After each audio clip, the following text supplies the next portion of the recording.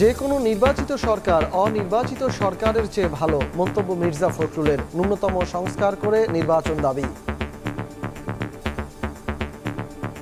হঠকারিতা করা যাবে না।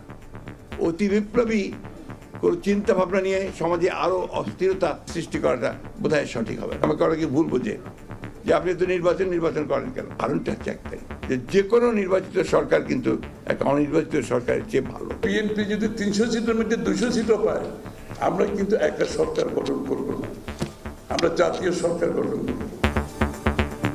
একযোগে কাজ করার ঘোষণা জামায়াত ও ইসলামী আন্দোলনের। আমরা এক আছি। জনগণের প্রত্যাশা, দেশের দেশপ্রেমিক ইসলামী জনতার প্রত্যাশা হচ্ছে যে সব কেন্দ্রে যেন একটা বাক্স থাকে, আমরা যেন সবাই একত্রিত হয়ে সুন্দরভাবে কাজ করতে পারি। দেখছিলেন প্রধান শিরোনাম। রাত 11টার সময় সঙ্গে আছি আমি সজল মিত্র রিচার্ড। এবার অন্যান্য শীর্ষ সংবাদ। ফেব্রুয়ারির মধ্যে প্রত্যাহার হচ্ছে রাজনৈতিক হয়রানির সব মামলা, জানালেন আইন উপদেষ্টা। ভারত শেখ হাসিনাকে ফেরত না দিলে লঙ্ঘন হবে বন্দি প্রত্যর্পণ চুক্তি। বিশ্ব অর্থনৈতিক ফোরামে যোগ দিতে সুইজারল্যান্ডে ডক্টর ইউনুস। জার্মান চ্যান্সেলরের সঙ্গে বৈঠক। পররাষ্ট্র উপদেষ্টার চীন সফরে কূটনৈতিক সম্পর্কে নয়া মেরুকরণের ইঙ্গিত। সাবেক আইজিপি বেনজিরের রিসোর্টে এনবিআরের হানা, ব্যাপক কর ফাঁকির প্রমাণ পাওয়ার দাবি। চুমকি জাকির সহ সাবেক 3 এমপি প্রতিমন্ত্রীর বিরুদ্ধে দুদকের মামলা। এবং ক্ষমতায় বসেই জন্মসূত্রে নাগরিকত্ব বাতিলের সিদ্ধান্ত ট্রাম্পের। বের হলো বিশ্ব স্বাস্থ্য সংস্থা ও জলবায়ু চুক্তি থেকে। ঢাকা ওয়াশিংটন সম্পর্কে বড় পরিবর্তন দেখছেন না বিশ্লেষক।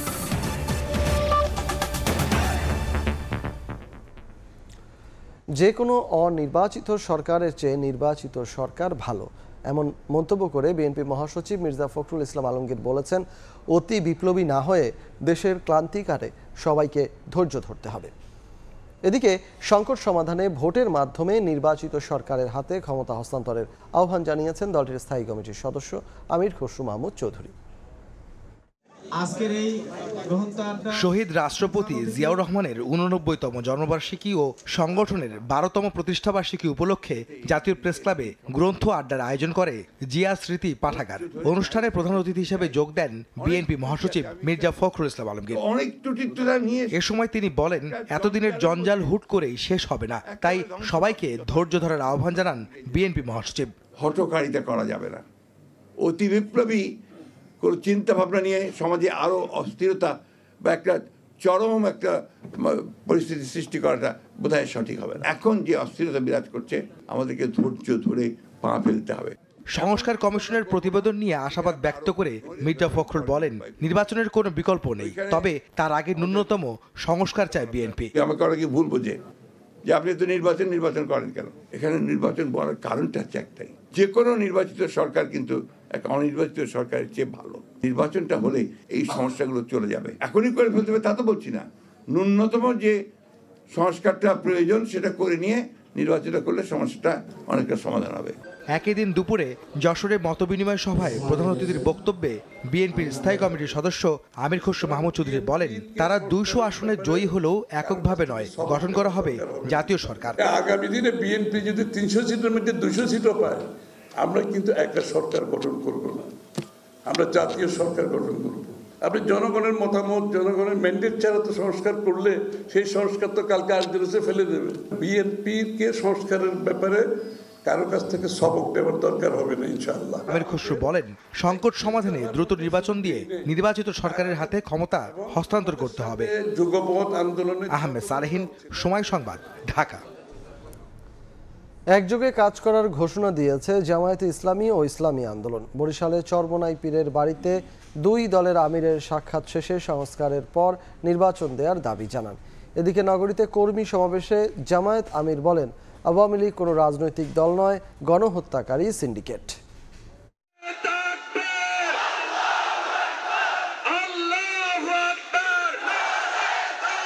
দেশের পট পরিবর্তনে বরিশালে 2 যুগেরও বেশি সময় পর প্রকাশ্যে বৃহৎ সমাবেশ করল জামায়াতে ইসলামী।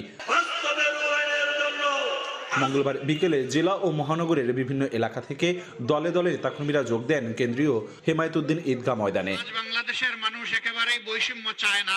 দলটির কেন্দ্রীয় ও তৃণমূল নেতাকর্মীদের অংশগ্রহণে মিলন মেলায় পরিণত হয় সম্মেলন। প্রধান অতিথির বক্তব্যে জামায়াতের আমির আওয়ামী লীগকে রাজনৈতিক দল নয়, গণহত্যাকারী সিন্ডিকেট হিসেবে আখ্যায়িত করে ফ্যাসিস্ট উপাধি পাওয়া শেখ হাসিনার সমালোচনা করেন।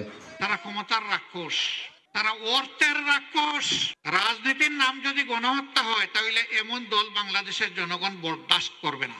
এর আগে সকালে বরিশাল মহিলা জামায়াতের সম্মেলনে অংশ নেওয়ার পর জামায়াতের আমির ছুটে যান চরমোনাই মাদ্রাসায়। সেখানে ইসলামী আন্দোলন বাংলাদেশের আমির মুফতি সৈয়দ মোহাম্মদ রেজাউল করিমের সঙ্গে সাক্ষাৎ করেন। এ সময় দুই দলের শীর্ষ নেতা আগামীর বাংলাদেশে একত্রে কাজ করার প্রত্যয় ব্যক্ত করেন। আমরা এক আছি তো, আমরা এক আল্লাহ, এক কলিমা, এক রাসূল সাল্লাল্লাহু আলাইহি সাল্লাম, আমরা সবাই বিশ্বাস করি। এই জায়গায় আমাদের মধ্যে কোনো বিভক্তি। ইসলামী জনতার প্রত্যাশা হচ্ছে যে সব কেন্দ্রে যেন একটা বাক্স থাকে। আমাদেরকে ইসলামের পক্ষে, দেশের পক্ষে, মানবতার পক্ষে আল্লাহ যেন আমাদেরকে ভালো কাজ করার তৌফিক দান করে। ইসলামের পক্ষে যেন আমরা একটা বাক্স পাঠাতে পারি, এই প্রচেষ্টা আমাদের আগে পরে চলছে, এখনো চলছে। আগে সংস্কার ও পরে ভোট আয়োজনের পক্ষে মত দেন দুই শীর্ষ নেতাই। অপূর্ব অপু, সময় সংবাদ, বরিশাল। নির্বাচনের সময় পোস্টার ব্যবহার না করার বিষয়ে প্রস্তাব করেছে সংস্কার কমিশন। সকালে নির্বাচন ভবনে এক মতবিনিময় সভায় একথা জানান কমিশন প্রধান বদিউল আলম মজুমদার। প্রার্থী বাছাইয়ে মানবাধিকার লঙ্ঘনকারীদের স্থান না দেওয়ার কথা জানিয়ে তিনি বলেন, ইসিকে জবাবদিহির আওতায় আনা গেলে আজ্ঞাবহ নির্বাচনের পুনরাবৃত্তি হবে না। ছাত্র জনতার আন্দোলনে যারা গণহত্যা চালিয়েছে তারা ফের রাষ্ট্র পরিচালনায় আসুক, এমনটা অনেকেই চায় না বলে মন্তব্য বদিউলের। বিগত আওয়ামী লীগ সরকারের বিরুদ্ধে যেসব অভিযোগ ছিল তার মধ্যে অন্যতম নির্বাচন ব্যবস্থা নিয়ে। অন্তর্বর্তী সরকার দায়িত্ব নিয়ে ভোটের এই ব্যবস্থাকে ঢেলে সাজাতে সংস্কার কমিশন গঠন করে। বদিউল আলম মজুমদারের নেতৃত্বাধীন কমিশন এরই মধ্যে প্রধান উপদেষ্টার কাছে প্রতিবেদন জমা দিয়েছে। এতে 150টির বেশি সুপারিশ করা হয়। এসব সুপারিশকে সামনে রেখে নির্বাচন বিটে কর্মরত সাংবাদিকদের সংগঠন আরএফইডি টকে আমন্ত্রণ জানানো হয় বদিউল আলম মজুমদারকে। মঙ্গলবার আগারগাঁওয়ে নির্বাচন ভবনের মিডিয়া সেন্টারে এই আলোচনায় তিনি বলেন, নির্বাচনে পোস্টারের ব্যবহার দেখতে চায় না তার কমিশন। প্রার্থী বাছাইয়ে মানবাধিকার লঙ্ঘনকারীদের স্থান না দেওয়ার সুপারিশের কথাও জানান তিনি। আমরা কাউকে নির্বাচন থেকে দূরে রাখা নয়, যারা বিভিন্নভাবে গুরুতর মানবাধিকার লঙ্ঘন করেছে, আমরা কি চাই তারা আবার এসে আমাদের রাষ্ট্র পরিচালনা করুক? আমি তো মনে করি অধিকাংশ জনগণে চায় না। তো এখন আমরা প্রস্তাব করেছি কারণ অধিকাংশ জনগণে চায় না। আগে সংস্কার না নির্বাচন, এমন প্রশ্নে পক্ষে বিপক্ষে মত রয়েছে অংশীজনদের। তবে বদিউলের মত, রাজনৈতিক পরিচ্ছন্নতা, নির্বাচনী অঙ্গন দুর্নীতিমুক্ত ও ইসিকে শক্তিশালীকরণ, এই 3টি বিষয়ের সংস্কার করে নির্বাচন করা যেতে পারে। বিগত 3টি নির্বাচন ত্রুটিপূর্ণ হওয়ায় আগের কমিশনগুলোর বিচারও চান তিনি। কোন রকম অন্যায়, যে আমাদের গত 3টা নির্বাচন কমিশন যে অন্যায়গুলো করেছে তার থেকে বিরত থাকে। যদি অন্যায় করে তারা তাহলে বিচারের আওতায়, শাস্তির আওতায় আসবে। তো সেটাই উদ্দেশ্য, তাদের কোনোভাবে তাদের ক্ষমতা পূর্ণ করা নয়, বরং আমরা নির্বাচন কমিশনকে ক্ষমতায়িত করার সর্বতভাবে চেষ্টা করেছি। তত্ত্বাবধায়ক সরকারের অধীনে 4 মাসের মধ্যে জাতীয় ও স্থানীয় নির্বাচন আয়োজন করা সম্ভব বলেও মত বদিউল আলম মজুমদারের। সাইফুল রুদ্র, সময় সংবাদ, ঢাকা।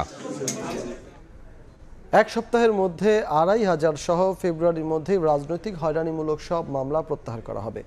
প্রমাণ ছাড়া তথ্য প্রযুক্তি আইনের মামলা তুলে নেওয়া হবে। সচিবালয়ে সংবাদ সম্মেলনে জানিয়েছেন আইন উপদেষ্টা। ভারত শেখ হাসিনাকে ফেরত না দিলে বন্দি প্রত্যর্পণ চুক্তি লঙ্ঘন হবে বলেও জানান উপদেষ্টা। উচ্চ আদালতে বিচারপতি নিয়োগে আইন করার বিষয়ে 1978 সাল থেকে সাংবিধানিক নির্দেশনা থাকলেও 47 বছরেও তা আলোর মুখ দেখেনি।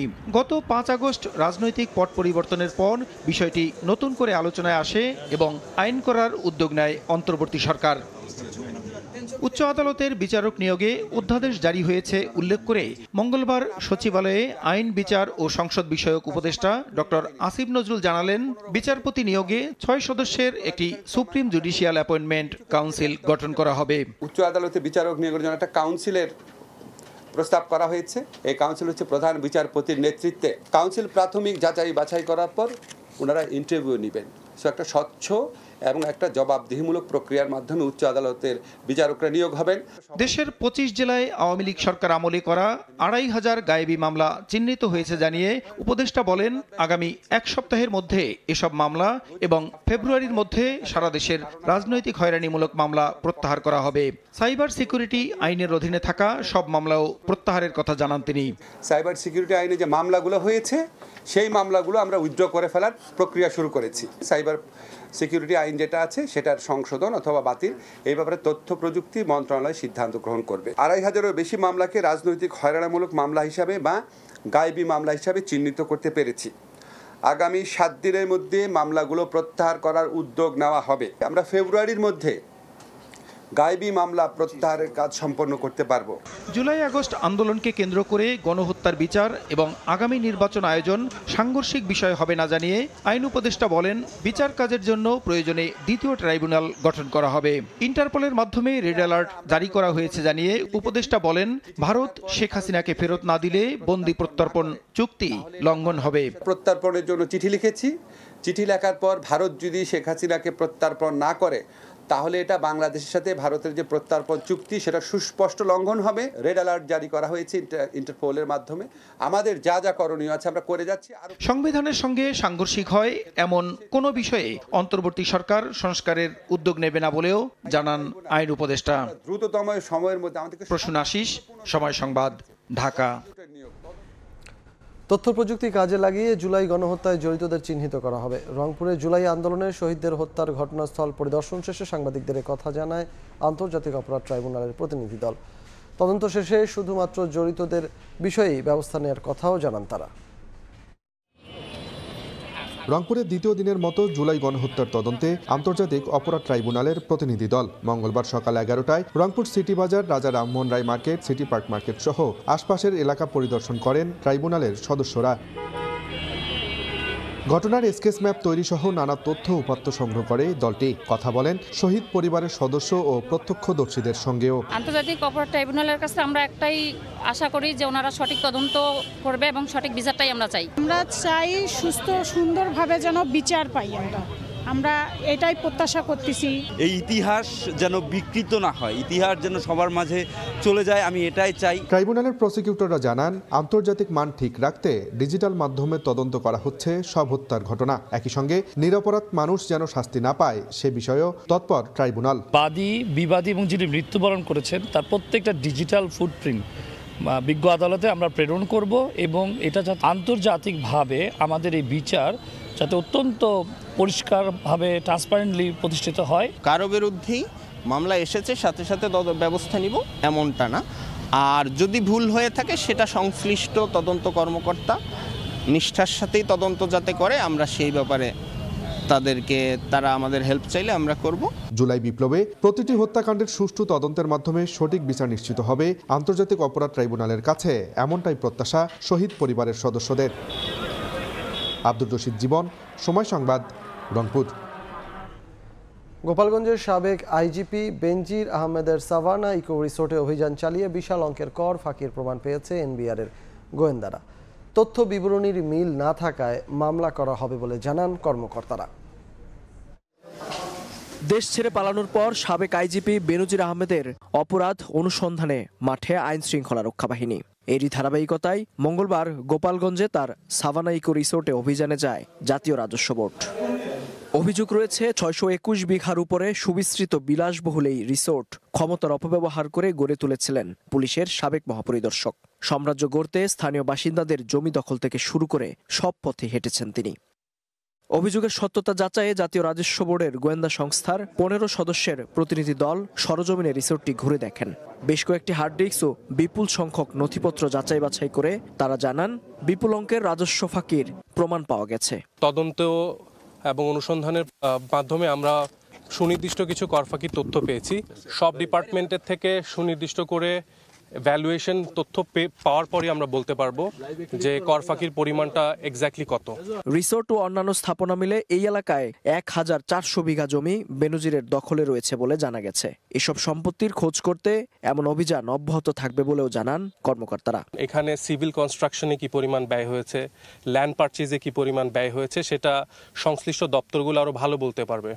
সেই তথ্যগুলো আমরা নিব, সেগুলো আমরা যাচাই করব। সাভানা ইকো রিসোর্টে 14টি কটেজ, 20টি পুকুর ও শিশু পার্কের সন্ধান মেলে। বর্তমানে রিসোর্টটি জেলা প্রশাসকের নিয়ন্ত্রণে রয়েছে। মেহেদী হাসান, সময় সংবাদ, গোপালগঞ্জ।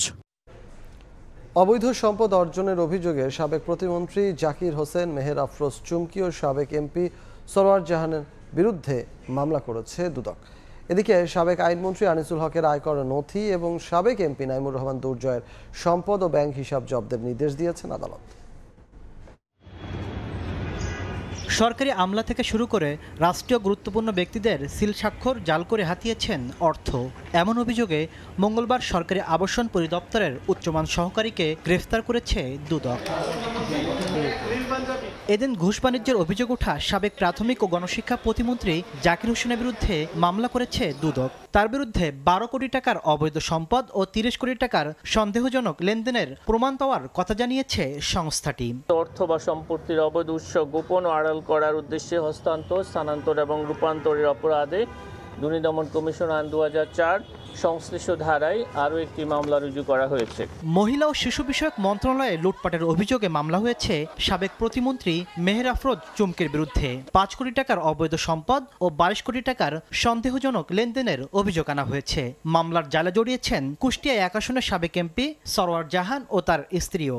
অভিযোগ সংশ্লিষ্ট জনাব মেহের আফরোজ সরকারি কর্মচারী হিসেবে দায়িত্ব পালনকালে জ্ঞাত আয়ের উৎস বহির্ভূত দুর্নীতি দমন কমিশন আইন 2004, দুর্নীতি প্রতিরোধ আইন 1947 এবং মানি লন্ডারিং প্রতিরোধ আইন 2012 এর সংশ্লিষ্ট ধারায় আরও একটি মামলা রুজু করা হয়েছে। এদিকে দুদকের মামলায় সাবেক আইনমন্ত্রী আনিসুল হকের আয়কর নথি এবং মানিকগঞ্জ 1 আসনের সাবেক এমপি নাইমুর রহমান দুর্জয়ের 2টি প্লট ফ্ল্যাট, 3টি গাড়ি ও 12টি ব্যাংক হিসাব জব্দের আদেশ দিয়েছে বিচারিক আদালত। তাসলিম তৌহিদ, সময় সংবাদ, ঢাকা। বাংলাদেশের গণতান্ত্রিক উত্তরণে জার্মানি সাহায্য করবে বলে জানিয়েছেন দেশটির চ্যান্সেলর ওলাফ শলস। সুইজারল্যান্ডের দাভোসে ওয়ার্ল্ড ইকোনমিক ফোরামের বৈঠকের সাইডলাইনে প্রধান উপদেষ্টা ডক্টর মোহাম্মদ ইউনূসের সঙ্গে সাক্ষাৎকালে জার্মান চ্যান্সেলর একথা জানান। এ সময় প্রধান উপদেষ্টা তাকে রাষ্ট্র সংস্কারে গঠিত কমিশনগুলোর কার্যক্রম সম্পর্কে অবহিত করেন। দুই নেতা জুলাই বিদ্রোহের কারণ, প্রতিবেশী দেশগুলোর সঙ্গে বাংলাদেশের সম্পর্ক, রোহিঙ্গা সংকট সহ বিভিন্ন বিষয় নিয়ে কথা বলেন। এ সময় প্রধান উপদেষ্টা বাংলাদেশে জার্মান ব্যবসায়ীদের একটি দলকে ঢাকায় পাঠানোর আহ্বান জানিয়ে বাংলাদেশে আরও বেশি বিনিয়োগের আমন্ত্রণ জানান। এ সময় তিনি রোহিঙ্গাদের জন্য একটি নিরাপদ অঞ্চল তৈরিতে জার্মানির সহায়তা কামনা করেন। জার্মান চ্যান্সেলর ছাড়াও ফিনল্যান্ডের প্রেসিডেন্ট, বেলজিয়ামের রাজা ও থাই প্রধানমন্ত্রীর সঙ্গে দ্বিপাক্ষিক আলোচনার কথা রয়েছে প্রধান উপদেষ্টার। ওয়ার্ল্ড ইকোনমিক ফোরামে বাংলাদেশ নিয়ে একটি আলাদা সংলাপও অনুষ্ঠিত হবে।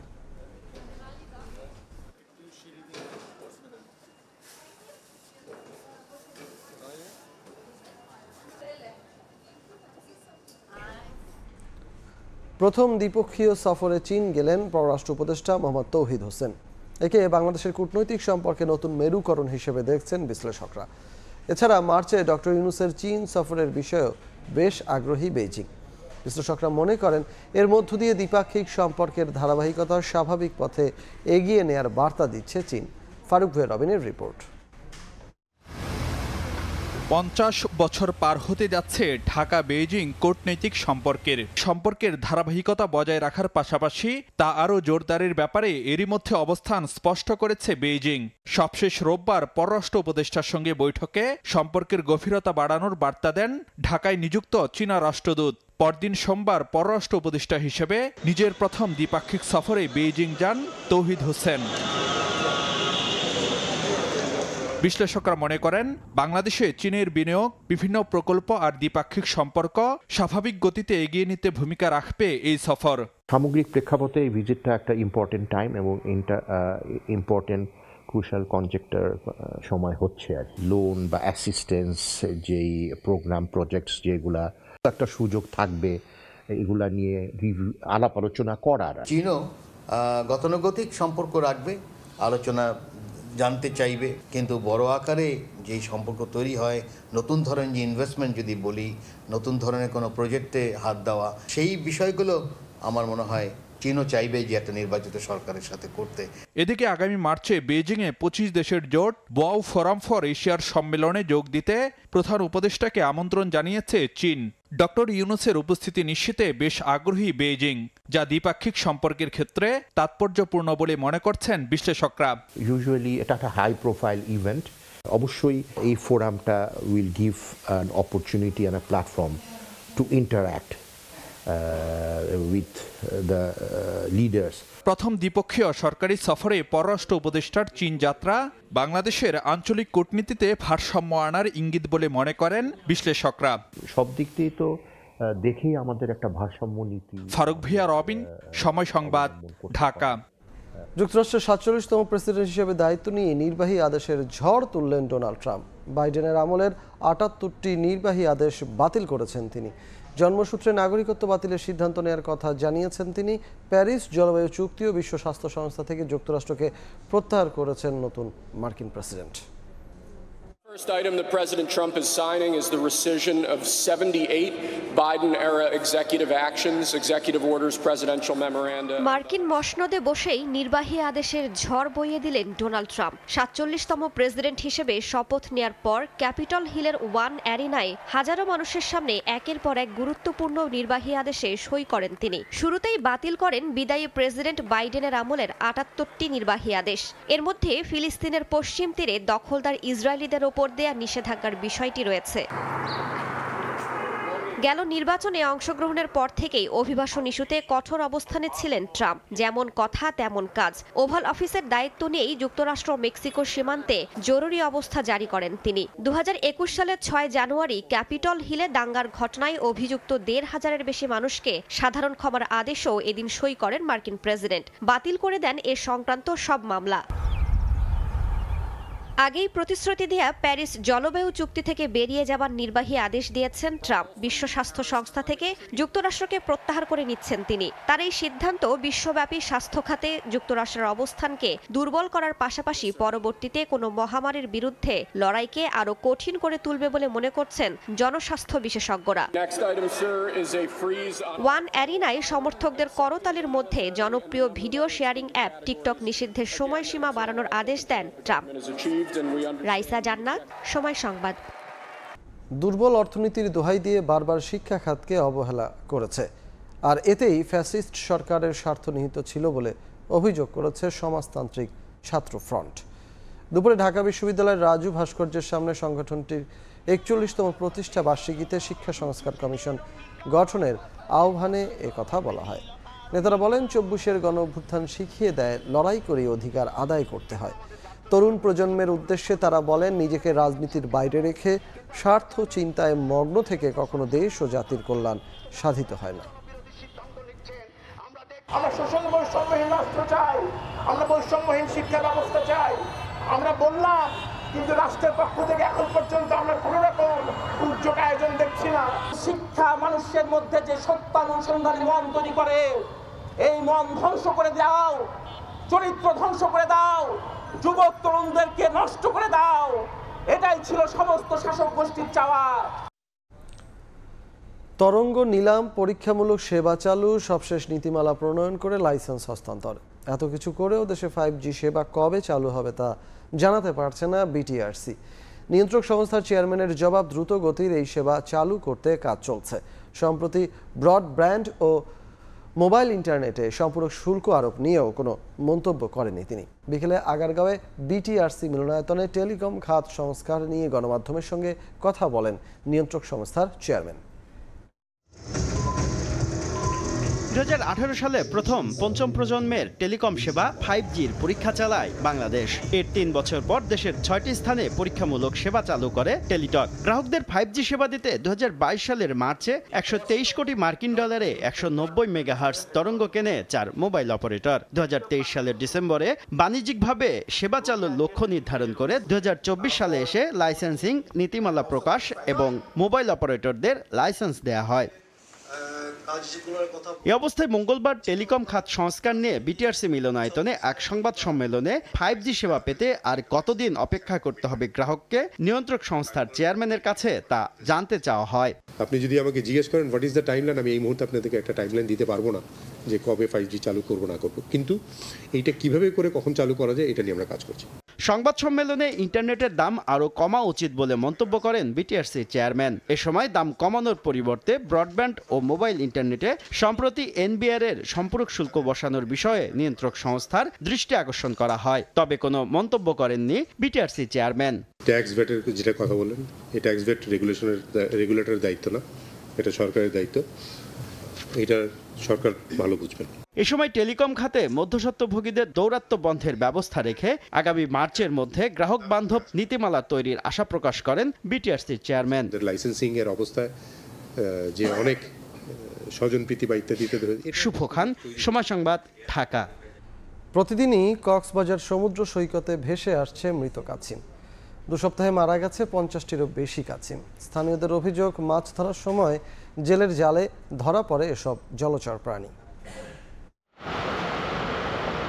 কক্সবাজার সমুদ্রের সোনারপাড়া উপকূল এই সৈকতের বালিয়াড়িতে পড়ে রয়েছে 5টি মৃত সামুদ্রিক কাছিম। প্রত্যেকটির পেটে রয়েছে ডিম, আর শরীরের বিভিন্ন স্থানে ফুটে উঠেছে আঘাতের ক্ষতচিহ্ন। স্থানীয়দের দাবি, সমুদ্রে প্রতিদিন মাছ শিকারে যায় শত শত ট্রলার। এ সময় উপকূলে ডিম পাড়তে আসা এসব জলচর আটকা পড়ছে জেলেদের জালে, আর জেলেরা কাছিমগুলো নিরাপদে ছেড়ে না দিয়ে উল্টো আঘাত করে মেরে ফেলছে বলে অভিযোগ স্থানীয়দের। জালে যখন বাজে যায় ওনারা কি করে, ওখানে পা ভাঙিয়া দেয়, আবার খন্দার দিক গেজি মারে। তুই কিনারে আছে দেখছি, পুকুরের কাছতে দেখছি ওখানে সব কাছিমে কি ডিম আছে। কাছিমের ডিম পাড়ার স্থানগুলো নিরাপদ জোন করার দাবি পরিবেশবাদী সংগঠনগুলোর।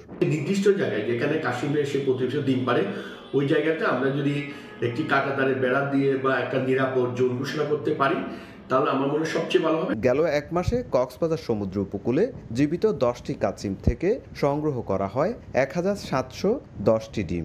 গত বছর কক্সবাজার সমুদ্র উপকূলে মারা যায় 110টিরও বেশি কাছিম। সুজাউদ্দিন রুবেল, সময় সংবাদ, কক্সবাজার। এতক্ষণ দেখছিলেন দেশ বিদেশের খবর।